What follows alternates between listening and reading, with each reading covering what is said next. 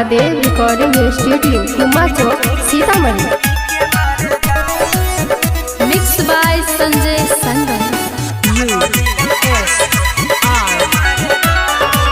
का कहीं सखी अपना सैया जी के खेला, दिन रात हमारे में लागल रहेला। का कहीं सखी अपना सैया जी के खेला, दिन रात हमारे में लागल रहेला। रोजे लगा बेले जवनिया में झाड़ू, रोजे लगा बेले जवनिया में झाड़ू। भतार मिलल फारू मारे पी के दारू, भतार मिलल फारू मारे पी के दारू। भतार मिलल फारू पी के मारे दारू।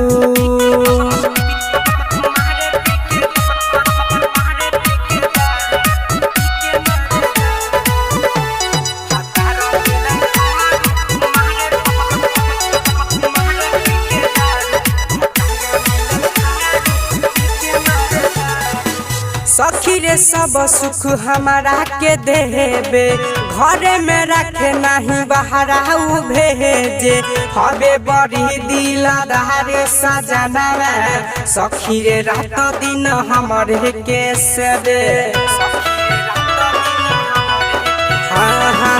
सजिया के सब सुख हमारा के देबे, घरे में रखे नहीं बाहर भेजे। हवे बड़ी दिलदार सजना, सखी रे रात दिन हमारे के सेबे।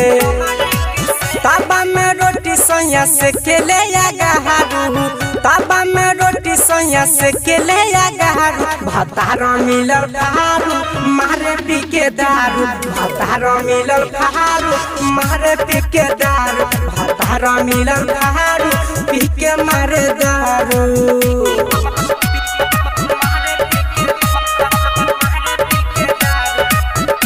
मिक्स बाय संजय संगम।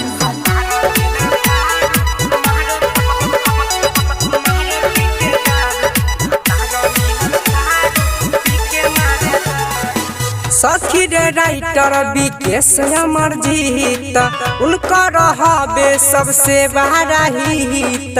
संजय संगम हमर हीरो सजना के, किस्मत में हमारा भगवान दिहल लिख। सखी रे राइटर विकेश अमर जीत, उनकर हवे सबसे बड़ा हित। संजय संगम हमर हीरो सजना के, किस्मत में हमारा भगवान दिहल लिख। चंचल कमलेश बाता बोले ना बिगहारू, संतोष मुकेश बाता बोले ना बिगहारू। भतार मिलल फारू मारे पी के दारू, भतार मिलल फारू मारे पी के दारू।